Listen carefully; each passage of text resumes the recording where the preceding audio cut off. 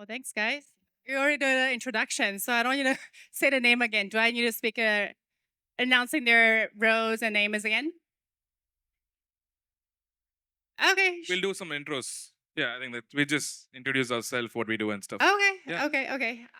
Hey guys, thanks for joining us. This is Ram from OpenLedger. We are one of the co-hosts in this event. We are building a blockchain network for AI.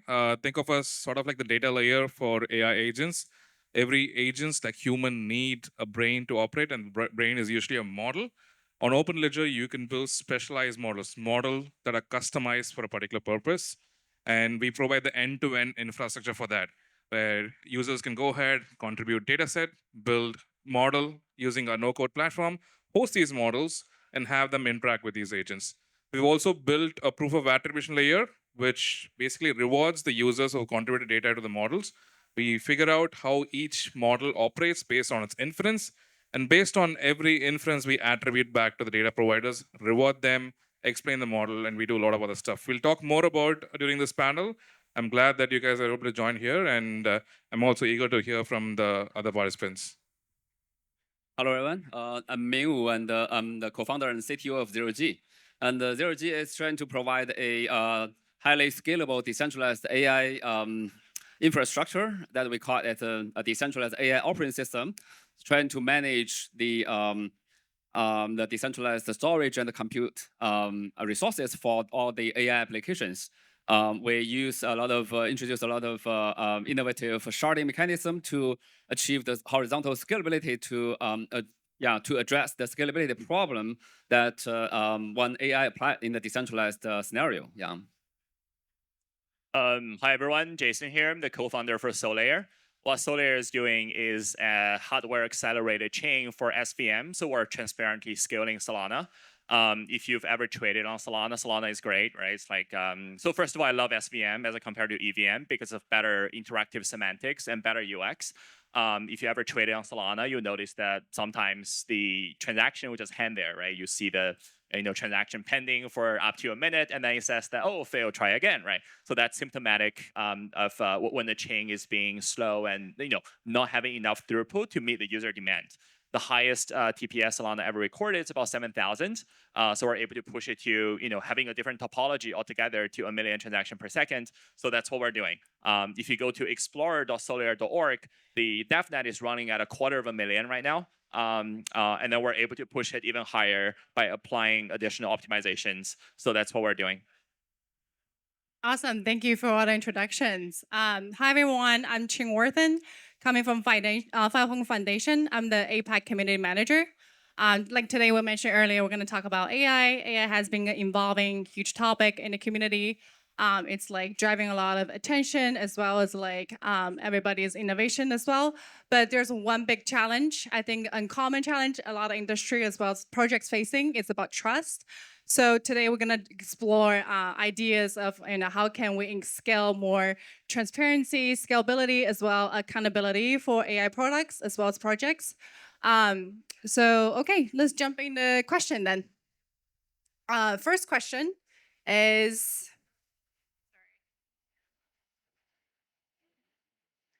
are decentralized AI systems a security risk for malicious actors, or do they mark a new area of trustless systems? Is there anyone want to answer the question? Ram? Yeah, there are two ways to say this. Decentralization could also make agents go rogue. We were talking about this in the previous panel because you have too much freedom for an agent now, right? Because agent is a digital being. In crypto, everything is obviously digital. If you take a look at the Web2 traditional space, there's a lot of red tapes.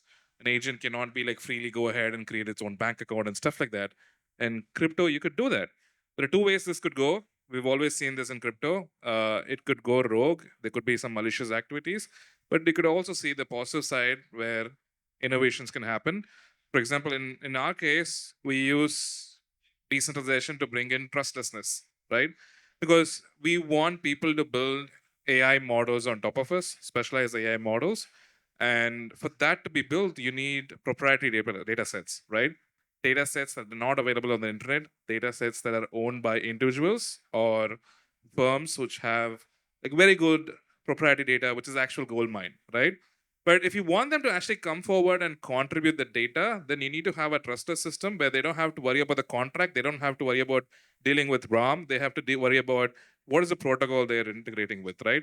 Knowing that if they contribute data, they will be able to see how the data progresses, how the models are built along with it, and if the model was used, whether they'll get paid or not, right? So that is the trustless layer that we're looking to build.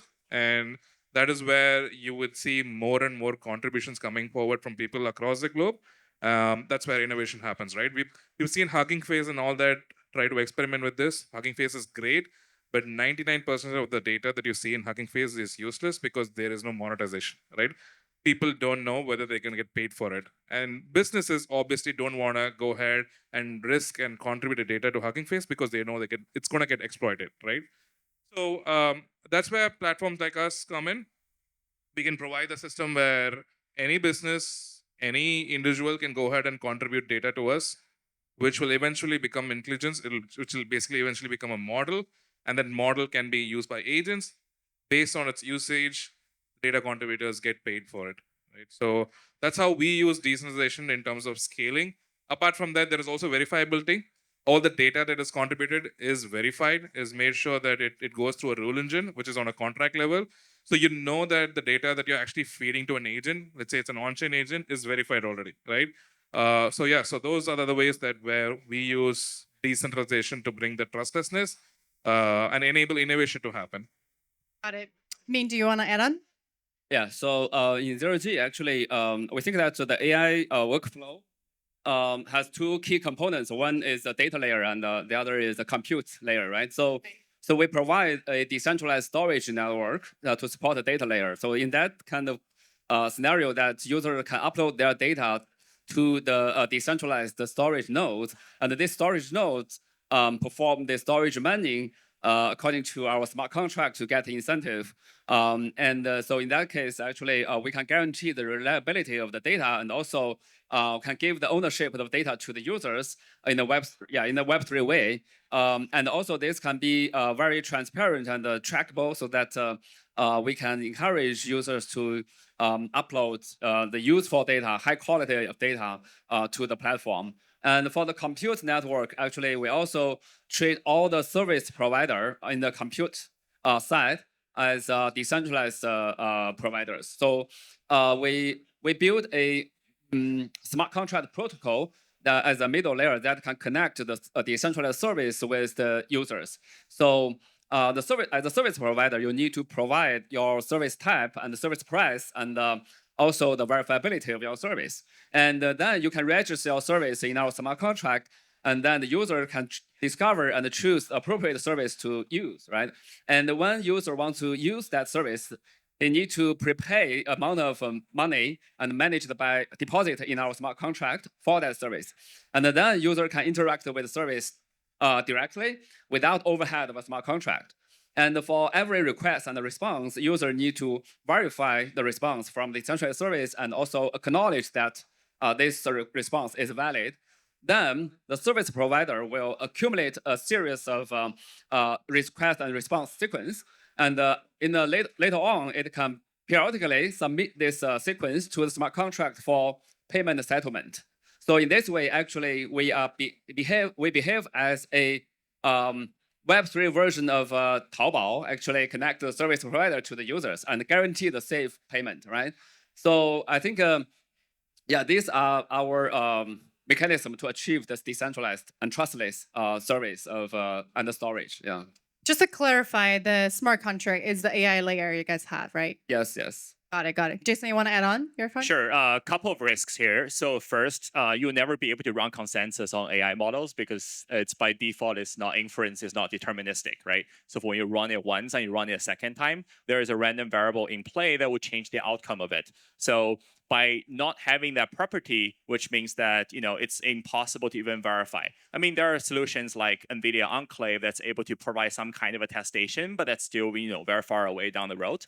The second thing is that most of the so-called AI agents these days are I mean, nowadays are still not fully agentic in a sense that they don't control themselves, right? If you shut down one server, it's gone. And I think that's a big risk. Of course, the monetization of AI agents has gone way ahead. So you think about meme coins, and there are AI, theme embodied meme coins that's coming up. That's why you guys are here, frankly, because there's a lot of trading activities going on surrounding that particular topic.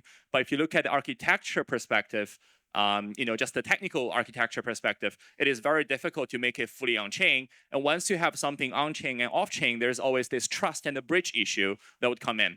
And because of the uncertain or indeterministic property of inference, it is very, very difficult.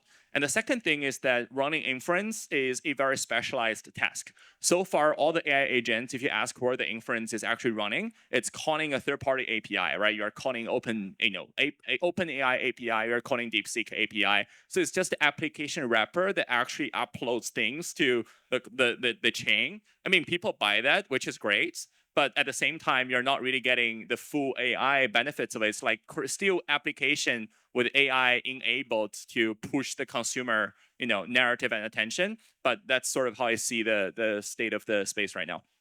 Awesome. Thanks for sharing. Just to add on, I think, as I mentioned earlier, the questions we have in general for AI, their transparency, as well as like accountability and then stability, right? So I think just like in general, Web3 give the decentralized solution to enable AI the opportunity to be more scaling and then accountable. Okay, then the second question is, how can we ensure trust in decentralized AI for critical sectors like healthcare and finance, given its scaling challenges and then reduced oversight?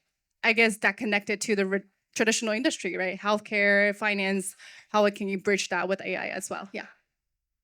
So in terms of healthcare, I think, so maybe I'd just like to add one point. Like we dealt with an e-commerce giant based out of India. So they wanted to build a model similar to Amazon's Rufus. And Rufus, if you know, is a chatbot inside Amazon right now. It's powered by LLM. So these guys wanted to figure out a way where they could actually bring in user data, which is personal information, and build a model around that, and probably or use a model that is already existing and available, right? But if you take a look at OpenAI, you would not be able to know where this data goes in, right? So they go ahead and use OpenAI, they use their services, they call their APIs, fine tune on top of that, use this like existing centralized solutions and build a model around that. You would not be able to know whatever data that was fed was given as a chat by people or as initial data set that was contributed, whether it will go into other models that will be used by other e-commerce companies, right? There's no guarantee for that. That is why if you take a look at most of the enterprise today do not want to use centralized solutions. They would prefer to go with decentralized solutions, which are actually decentralized, where you can actually find the weights and the model itself to be open. That's where they go ahead and they would want to use that, right? So that is, again, in that phase is where we see AI like relying on Web3, because you need to have the best resources to enable open source to become big. And that's what compute did, right? If you take a look at decentralized compute, they reduced the cost of compute so much. There was a lot of innovations that came in. Like even DeepSeek, I'm sure that they would have used certain partners, which the cost was much lower than actual compute that was there. So I believe that is where we could add value in terms of the traditional place where you want some kind of privatization, you want some resources that could make open innovation happen on open source products. That is where we could use decentralized products. That's one way that we want to enable as well. Let's say a healthcare agency wants to build a model for itself. It wants to specialize a model. They could populate their own data sets. They could choose the base model that they want, an open source model, and customize this model for their need and host it on OpenLedger and use it for themselves, end-to-end private, right? So it could be public as well. It could be private. It's up to them. We provide both the solutions. But across all these two solutions, the resources they get is bootstrap, right? The data is bootstrap, the compute is bootstrap, the product is a no-code platform, so anyone can operate it. So I guess that is one way where decentralized solutions can contribute to traditional spaces of healthcare, finance, and various other things that is there. Could be all customized, basically. They're based on the needs. Yeah. Industry. if you take a look at any generic model today that is there, which is OpenAI model and all that, it has very general knowledge, right? It's been trained on internet data. So it's like you can't go to an undergrad student and ask him to give you healthcare tips, right? You would need someone who is specialized and trained for that particular purpose, and that's what we enable to do. You guys want to add on, Min? Yeah. So the question is how to ensure the trust. Yeah, so like how can we ensure and trust in decentralized AI for critical sector like a sector like healthcare and finance? Basically, decentralized AI bridging with the traditional industry. Like how can we ensure the transparency there? Yeah, I think in a decentralized situation, every computation need to have the verifiability. So, but there could be a spectrum of methodologies that we can apply to verify a compute. They have some software solution like ZK and also some hardware solution like TE. So currently, we think that the TE-based solution could be a more practical one because it has a minimal overhead. So that's but the question is that for the AI computation, if we consider GPU usage, only have a limited types of GPU have the TE support, like H100 and H200. But there's a bunch of huge amount of computation power that do not have the TE support. So how to solve that problem? So we are also working on to provide some hybrid solution that can make part of the computation in the non-TE GPU, but only use the CPU set TE with limited computation. So, for example, because the core computation of the AI is matrix multiplication, but matrix multiplication we can have some software-based verification methodology. So in that sense, we can separate the computation logic with most of the matrix multiplication on the GPU, but the entire workflow in the CPU side, so that we can leverage the CPU TE to verify the computation on the GPU. So in that sense, we will avoid the limitation and the requirements of the GPU TE requirement. So I think, yeah, we think this is a more promising methodology to enable this trust for this decentralized AI computation. Yeah. Jason? So just back to the question, trust versus, and also decentralized AI for finance, all these healthcare, these critical industries, I think it's going to be extremely challenging to connect the two together. And here's the reason why, because today they don't even trust the centralized providers. If you go to any big companies in the critical sectors, defense, even bigger companies like DoorDash, I have friends working over there, Meta, Google, you can't even use OpenAI. They just don't allow you to. And the reason is simple, right? The second you start using an external model, or your local data on the disk is going to be sent to a remote server for inference, and they will have access to the information. Like, think about this. You're writing a piece of highly sensitive code, and you're using code completion. Every single thing you're typing is going to be sent to GitHub. And most of the programmers now are actually putting the secret keys or environment variables like configuration files on the disk. These code editors, they don't just scan the current line. They scan the entire file and they upload it to remote servers. And think about if you're a bigger company, would you want to do that? Your client information, your code, your secret keys, deployment methods, everything is going to be sent back to OpenAI or all the other hosting services that you do. So they don't even trust today. They don't even trust the centralized providers like OpenAI. So what they do is that they do proprietary deployments, right? So they ask these companies to pay millions and millions of dollars, and they host their own server cluster on premise, and they point the URL if you want to use a smart code editor to the internal version that's hosting this. So that's what the bigger companies are doing, and that's where the money is made, right? So when it comes to security, open weights actually don't really matter because the weights are numbers, right? You look at the numbers, there's nothing is coming out of it. Open weights is actually a go-to-market strategy for people. So you look at DeepSeek, right?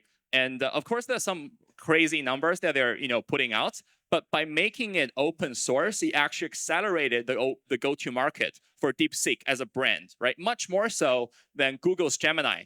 Like, who uses Google's Gemini? I mean, there are a couple of people, and Google is a great company. That's like $1 trillion behind a product, and also open weights, right? It doesn't reveal anything, your training methodology. It's just like numbers. It doesn't attest to the safety of it. That requires external benchmark. But that's sort of the how I understand open weights and as it relates to safety. But in decentralization versus these trust, it's just really hard because data is very important, and we're talking about inference data. Like you're using the AI, sending the AI data. That's going to be very critical data for you. You're asking a question, about yourself, right? Personally, if you have suicidal thoughts, or if you have a particular disease that's very private to you, but it's just going to be sent all over, right? You don't want to be linked to your address. So these are the questions that the industry has to ponder over and resolve. Awesome. Just to add on this question from Filecoin Foundation side, it just like in general, Filecoin providing decentralized storage solution as well. So like all the AI training data and models can store in the Filecoin network to ensure transparencies. Everything is on chain. You can track, you can retrieve. Including, like we have clients actually coming from health industry, have finance, have traditional industries, all those like privacy data that could be stored in network. And then, but at the same time, we ensure transparency for people to track and then to retrieve at the same time. So, okay, let's jump on the next question. When do you think, when will decentralized AI models outperform generalized ones, and are we stuck in hype while industries needing tailored solutions lag behind? Basically, when AI could be more populated, when is the revolution you think is going to happen? Yeah, Rem. I think never. Because centralized AI companies have raised a lot of money. To build a foundation model, you need a lot of time, you need a lot of compute, you need a lot of data, right? It costs a lot. So I don't think we should look at that way. Not everything needs to be decentralized, right? It's all right as long as we know where this answer is coming from and I'm able to verify it. I know that there is no malicious activity happening here. I'm able to track it end to end. I'm absolutely fine with that, right? So what could possibly happen is what do you build on top of it? How do you evolve these foundation models is where decentralization can be useful. Like think of foundation models to be like operating systems. They're the base layer, right? And the apps are probably the customized versions of that. And agents are, a wrapper on top of that, right? So that is where I believe we could bring in some kind of difference with decentralization. And as I've told before, right, we use decentralization on two aspects. One is the verifiability, and other one is the bootstrapping. So that's where we enable people to do. And most of the people have been experimenting with that. Compute has been experimenting with that. People who do inference have also been experimenting on verifiability. So I believe blockchain itself as an industry should work with other industries. I don't think we should be siloed and doing our own stuff because there is only so much that we could do, right? So that's my answer. I think what you can build on top of the existing system and make it much more open and verifiable is what matters. That makes sense.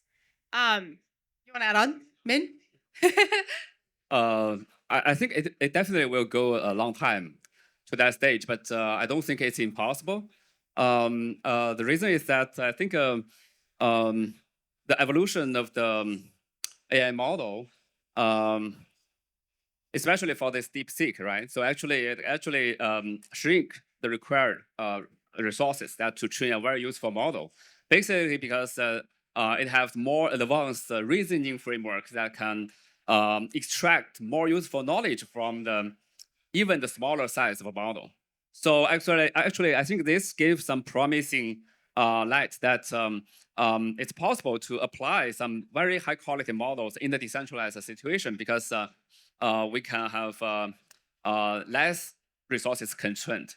And also, I think one advantage of a decentralized situation is that we can actually build a more active and interactive environment, social environment for the agents. I do believe that to achieve the AGI, for example, the agents need to be able to evolve and continuously learn to grow its intelligence. I think the decentralized situation actually provide a environment for this to form this situation. So in that case, I think it's possible to have first show up some very high quality, high intelligent AI models compared with the Web 2 situation. Yeah. So Ming think it's possible, but it lasts a while. And Ram think it's impossible. What about you, Jason? I think building a foundation model is impossible. No one Yeah. can do that.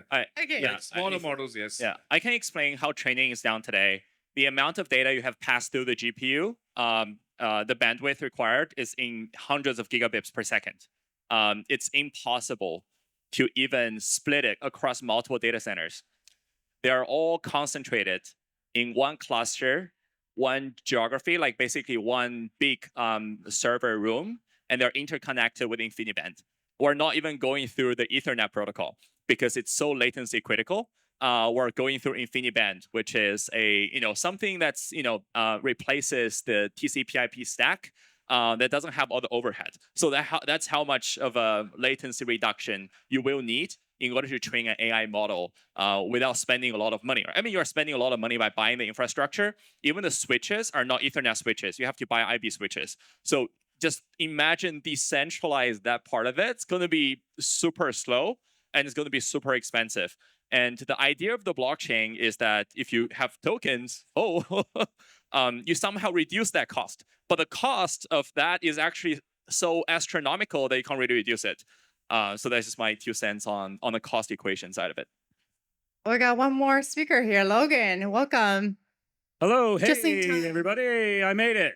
Sorry about that. I had another panel running over, stage time traffic. Thanks for having me. Here representing ELIZA OS. I'm sorry I don't get to be a part of the conversation, but here as the Minister of Government and Foreign Affairs, we are working with governments worldwide to bring agentic apparatus to non-human intelligence. What does that mean? It means we're leveraging models that are decentralized and open source and not private or proprietary with a free open source non-proprietary AI agent framework called ELIZA OS. So I'm sure you guys have introduced this. Not a lot of people are paying attention, but happy to be here. Thank you. Well, we're actually covering a topic about when will decentralized AI models outperform generalized ones. Do you want to add on this question?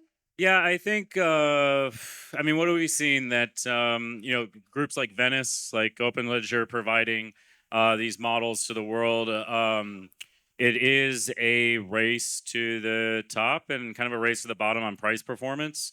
Being able to pay in crypto is very important for a broader landscape of the planet, for inference, for compute, for render, etc. So I think that that's going to be the way that we go. Like I only use Venice or open decentralized permissionless models, private models in the agents that I make. I think that's super important. Awesome. So we're talking about some challenges already, but I'm gonna follow up with the questions like, what concerns you think Web3 decentralized AI raised right now? Like, what the concerns you might have about this, challenges? Why don't you start? Yeah, so we've actually we're at CPAC this weekend in Washington DC with the open source AI Foundation, which I'd love for you guys to join. And this is an initiative, starting with decentralized groups to kind of combat the closed-sourced AI models, the proprietary AI companies that have been, kind of preying on customers. So that's kind of where we're really focused. And I guess the concerns are, if we don't kind of overcome these global conglomerates and corporate issues at hand, they'll be in control and the people won't, and our data is at risk, and all of the bad things that could ever happen in that kind of dystopia. We do have a chance to we might have a chance to hit utopia with decentralization and blockchain, but a lot of concerns around, people just becoming slaves. The question around concerns for decentralized AI? Yeah, like like raising Web3 AI, like what's the concerns you have, you think? Yeah. Okay. I think the biggest concern is the trading aspect of crypto. the speculation. Yeah, so it's a good and a bad thing. Good that people are able to make money. The bad thing about that, people make very short money, right? So it's so that kind of like discourages people to see a long-term, development. Like people are very short focus. What can I do for my TGU to be successful, right? Like what should I do? What should I do for the next 6 months? That's the mindset that people are like driving towards. I think that should go away. People should look at much more long-term use cases. It happens naturally in the traditional space because it takes about probably like 4 or 5 years for a company to go IPO. In crypto, they go public in like a year. So if we can fix that, I don't know how that's possible. If we can fix that, that'll really scale in terms of real world use cases and long term development that Like- can happen in decentralized AI. Like you can't TG until you've been here around for 5 years. You got to gap FASB to be on Pump Fund. Yeah, I think what we're going to see is after especially this last week and what's happened, the space is going to change and we're going to start to mature again. Like we had a lot of weeding out of the scandal and the scams. And that's obviously a huge concern, is that because it is so permissionless and accessible, like the blockchain's not going to get censored. We have to be more conscientious around who our peers are and who we're actually allowing to proliferate into the ecosystem.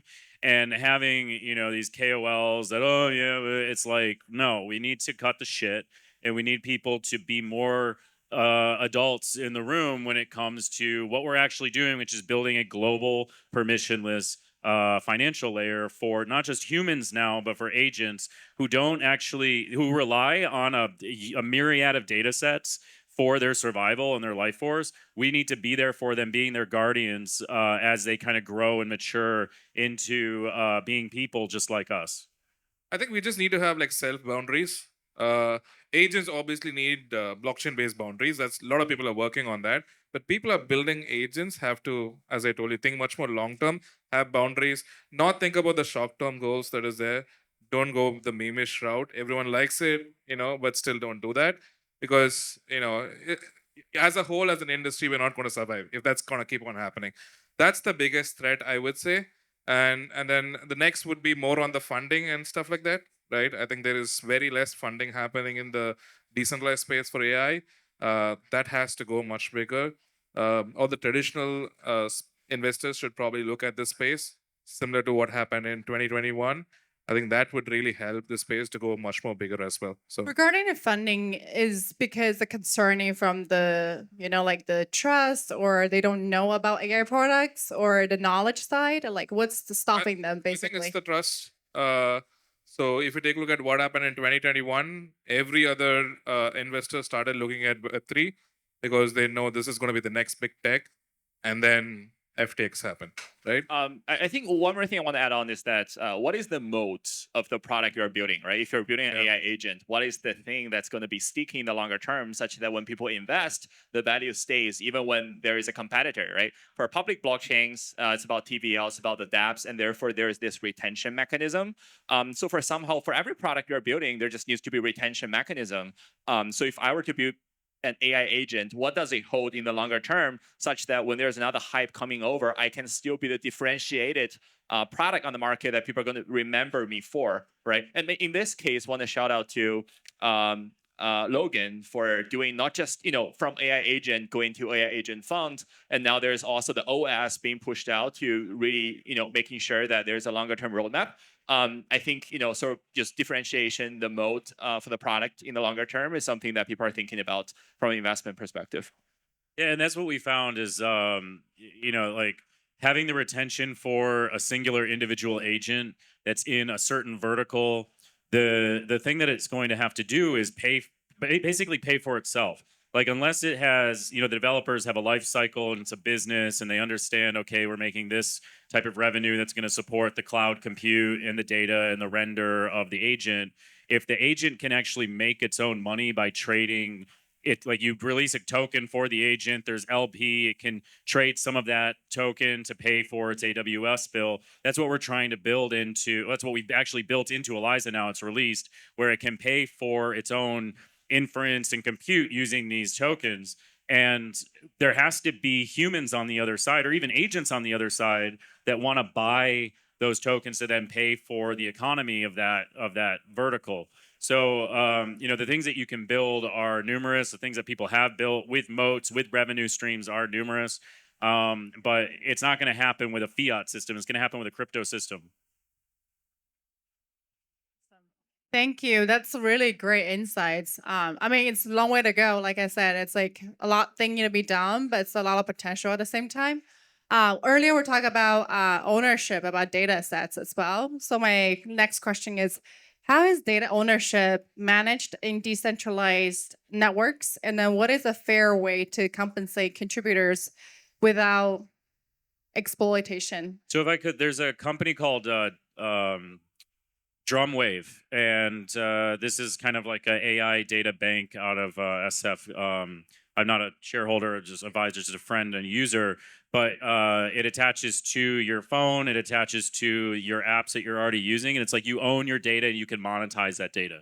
So being able to quantify all of that information, it's systems that are being built. It's what we've been building with blockchain. Obviously, this is on chain. And the attribution of metadata into a global construct of say a healthcare agent, people want to get then incentivized to continue to provide that, but then use ZK so that it's not it's hidden, but it's not actually shown like what this data is. It's verified, but it's not actually available. So these systems are being made. I think that they're in alpha, beta. They're not totally out and perfected yet. But being able to connect those then to an ELIZA, to one of the Flock agents that's coming out, it's something we do have to be careful of. This is a concern that I have because data leaks and issues with privacy are something on everybody's mind. So there's probably going to be a lot of blood on the rocks as we scale. But it is something that I'd really love to see.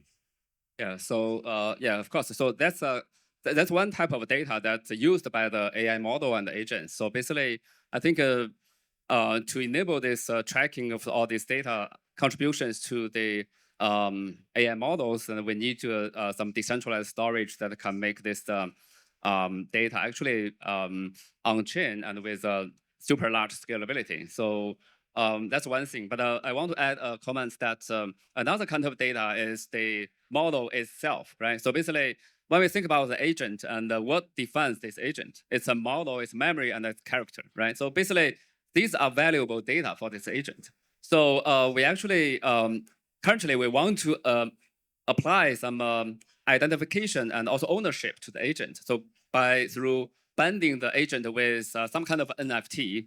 But we noticed, we realized that the traditional NFT standard like ERC 721 cannot achieve that because this kind of valuable data of agent, metadata of agent, is actually has internal inherent values, and it need to be stored in a privacy preserving way on the storage. So in that sense, actually, we need some protocol to allow users to actually transfer that kind of data with privacy preserving, right?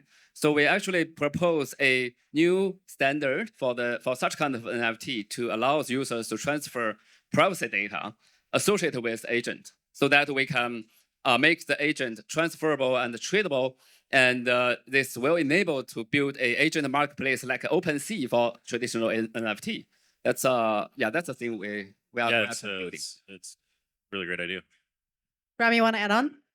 Yeah, so I'll probably add an example. So I had this conversation again in SF with a particular team, which had a lot of legal data, right?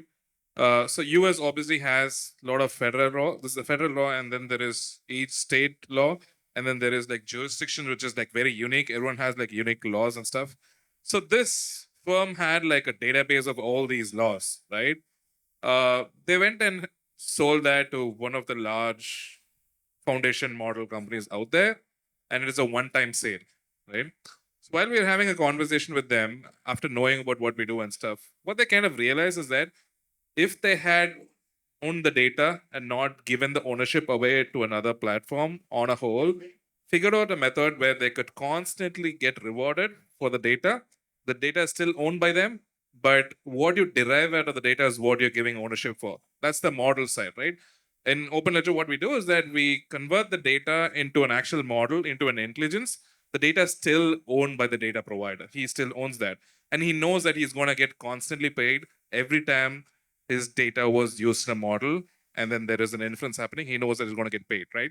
So that's the model that people want to go with to retain data ownership. Because once you sell it to, let's say, a foundation model company, you're not going to own the data anymore. They're going to just create multiple derivative versions of that, or they probably create like synthetic data versions of that and never use your data again, right?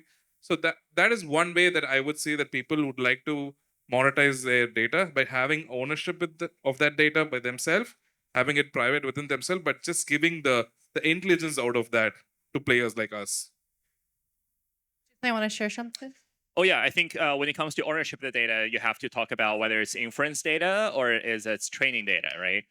So for inference data, it's like your Google browser history, right? Do you want to share it with anyone, right? Anyone want to just publicly share your screen and display all the browser tabs that you have visited in the past 24 hours and your SMS whatsoever? I don't think anyone want to do that.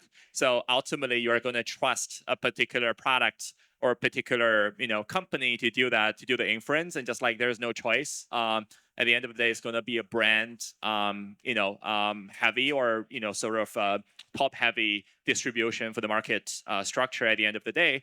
And then for inference data, I think it's very hard to define ownership. Like, how do you define you own this data? Because most of the inference data is just text on the on the open internet, right? Like, there's so many of them. Like, how do you claim that that is mine, right? And the second thing is that each piece of data, even if you contributed, let's say 1 gigabytes of data because you wrote a book or something, it's like minimal to training an AI. So when you get paid out, you get paid like 1 cent.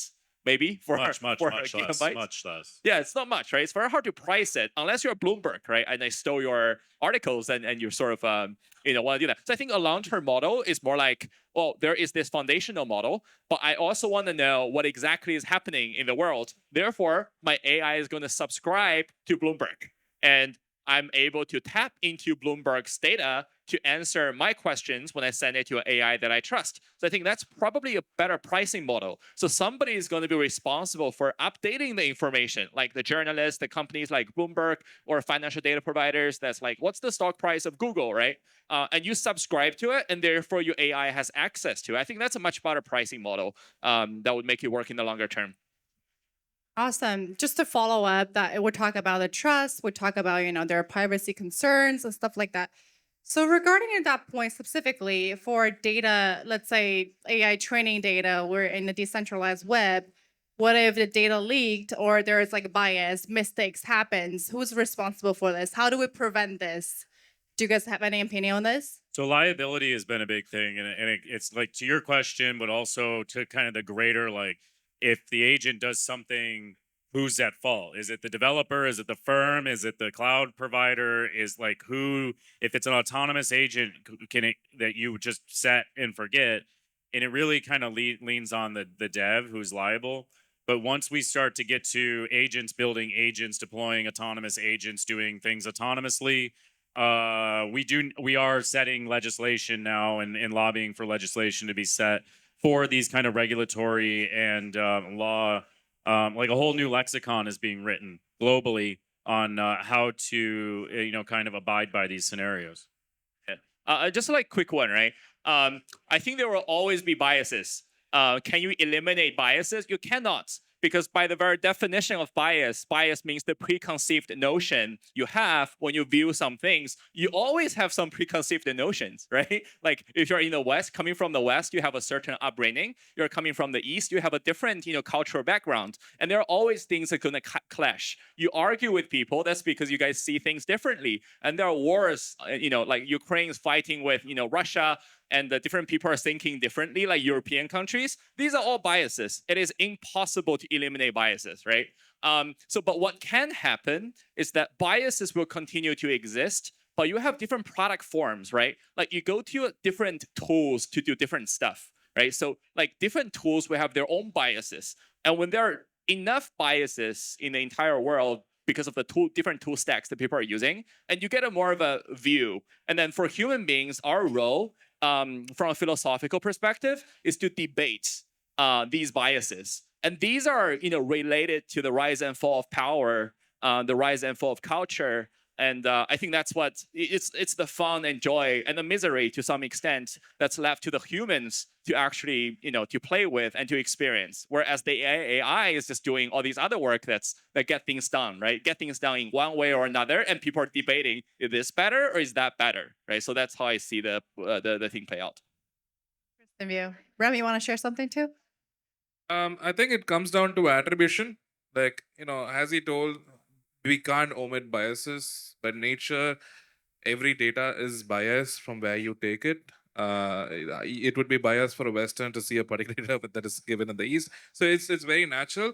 But how do you attribute that? If I want to figure, if let's say I use an agent for a particular purpose, and something went wrong with that, how can I attribute and figure out like what really happened over there, right? Which data point caused that to happen? Or something happened great, it actually performed really well. Can I go ahead and attribute and figure out what kind of data set like really made that happen, and can I get more of the data set? So that's where I think figuring out biases and all that really matters. If you can attribute back very clearly which data cause certain actions, I guess that's where you will be able to optimize more on the data collection side. That's what we do on one in terms of OpenLedger, because when you build a specialized model, the biggest change over there is the data provider, right? In a foundation model, it's the algorithm, it's the compute, it's the data, there's a lot of stuff. It's quite big, it's a black box, you can't figure out what's happening inside. But in a specialized model, we are building something on top of a foundation model. It's a layer on top of that. So I could figure out what really happens in that layer, right? I could figure out which data is actually giving an output over here. So with that, at least I can optimize how specialized models behave. With that, I can optimize how the data contributors are rewarded. With that, I can explain the AI much better. So it comes down to the attribution, and that's one of the core principles that we do. We want to attribute back to the data and use that to solve multiple answers. Would that also be impacted by different regions, like in different countries, different regulatory? Like, is that going to be like a problem as well? So the onus is to the model builder. So they decide what kind of data they want to collect and how they want to optimize the data. For someone who's building a model for a particular use case, you wouldn't want to have a data which is biased towards a particular gender. For another person who's building a model for a different use case, they might want biased data for a particular gender. So it depends on them. It's onus for the model builders. Ming, you want to add on? Yeah, so I agree that the bias cannot be eliminated. But I think in the human society, actually, the people with different bias actually can, from the execution perspective, they actually have a concept can lead to a consistent execution consensus, right? So I think even the AI agent can have the different bias, but they can also collectively conduct some perform some task and in a consistent way through some well-designed consensus protocol. So I think that could be a very interesting thing, that how we can design the consensus among the different agents to let them to execute, to utilize their collective intelligence to do some very good thing. Yeah. Well, thanks for all the insights. This is a really good discussions, and there's a lot of innovations still need to go, but definitely a huge potential for the market. Thanks for all the speakers and share. Hey, thanks. Sorry I was late. Thank you.